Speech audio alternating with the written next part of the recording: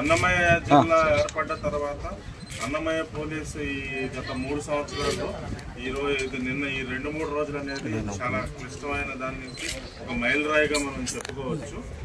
25 సంవత్సరాల క్రితం 1998-99లో ఈ కోయంబత్తూరు బాంబు బ్లాస్ట్ నిందితులైన వాళ్ళు 20 సంవత్సరాలుగా మన రాయచోటి కేంద్రంలో మారు పేరులతో చిరు వ్యాపారాలు చేసుకుంటూ ఇక్కడ మహిళలను వివాహం చేసుకుని సాధారణ జీవితం సాగిస్తూ ఉన్నారు.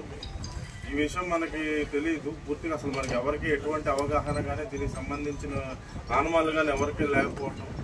అయితే గత 3 రోజుల క్రితం ఒక అనుభవమైన సంఘటన జరిగింది. తమిళనాడు పోలీసులు వాళ్ళు NBW ఎగ్జిక్యూట్ చేయడానికి వాళ్ళు ఒక టీం వచ్చి మన సహకారం అందిస్తుంది మనం అడిగినారు. మనం సహకరించి వాళ్ళు ఎవరైతే ఉన్నారో వాళ్ళు చెప్పిన ఆనమాళ్ళ ప్రకారం వాళ్ళని పట్టుకుని వాళ్ళకి అప్పచెప్పడం జరిగింది. కానీ వాళ్ళు ఎవరు అనేది వాళ్ళ వివరాలు మనకు అప్పుడు వాళ్ళంతా పంచుకోలేదు. తర్వాత అంతా పూర్తయి వాళ్ళు తీసుకువెళ్ళిన తర్వాత అంతా ఎవరు వాళ్ళు ఏమిటనేది మనం వివరాలు అడిగిన తర్వాత వాళ్ళు ఈ విధమైన వాళ్ళు ఇంత భయంకరమైన తీవ్రవాదులు అనేది మనకు చెప్పడం జరిగింది. మరి మీరు ముందెందుకు చెప్పలేదంటే ఏమో ఇక్కడ మీరు వాళ్ళని పట్టుకునే క్రమంలో ఏమన్నా శాంతి భద్రతలకు విఘాతం కలగొచ్చు, ఏదన్నా జరగవచ్చు అని మీకు ముందు చెప్పలేదన్నారు. తర్వాత అన్నమయ్య ఎస్పీ గారు ఆధ్వర్యంలో రాయచోటి డిఎస్పీ గారు, టౌన్ సిఐ గారు, ఇంకా ఇతర రాయచోట్లో ఉన్న పోలీస్ సిబ్బంది అంతా కూడా ఎవరైతే 2 అనుమానితులు ఉన్నారో వాళ్ళ ఇళ్లకు వెళ్ళి మనం సర్చ్ కండక్ట్ చేయడం జరిగింది.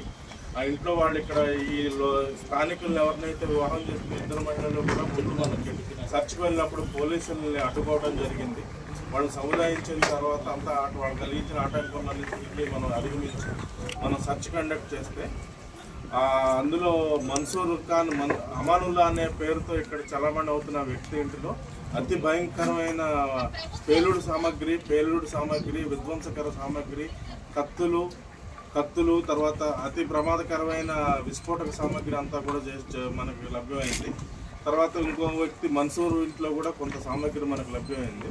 తర్వాత ఏమిటనే దాని మీద వీళ్ళ గురించి విచారిస్తే ఈ Coimbatore bomb blast case, Egmore bomb blast case, బెంగళూరులో 2013లో మల్లేశ్వరం బాంబ్ బ్లాస్ట్ కేసులో ఇది అబూబకర్ సిద్దికీ అనే అమానుల్లా అనే వ్యక్తి ప్రథమ నిందితుడు. వీళ్ళంతా కూడా అల్-ఉమా ఉగ్రవాద సంస్థకు చెందినవారు.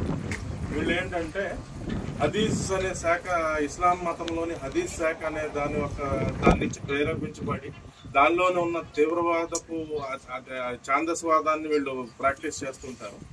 సో అత్యధికంగా ఈ ISIS కానీ ఈ అల్-ఉమా కానీ ఇదంతా కూడా ఒకే రకమైన భావజాలానికి ప్రేరేపించబడి పనిచేసే వాళ్ళు అనమాట. సో వీళ్ళ రైట్స్లో ఏంటంటే వీళ్ళు భారతదేశంలో అనేక నగరాలు వీళ్ళు పర్యటించున్నారు. వీళ్ళకి వివిధ రకమైన ఆర్థిక లావాదేవీలు ఉన్నాయి. దానికి సంబంధించినవి కూడా చాలా ఆధారాలు దొరికాయి.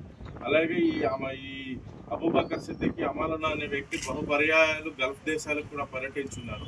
ఇవన్నిటి మీద కూడా మనకు లోతైన విచారణ చేపట్టి ఇతర కేంద్ర దర్యాప్తు సంస్థలు, ఇతర రాష్ట్ర దర్యాప్తు సంస్థలు అందరూ సహకారం తీసుకుంటే అసలు వీళ్ళు భవిష్యత్తులో ఏమి తలపెట్టారనేది ఇక్కడ వాళ్ళకు సంబంధించిన వాళ్ళ అనుచరులు ఎవరు, ఇక్కడికి లోపాయకారిగా వీళ్ళకి సహకరిస్తున్న వాళ్ళు ఎవరందరూ వివరాలు కూడా మనం త్వరలోనే చేపడతాం.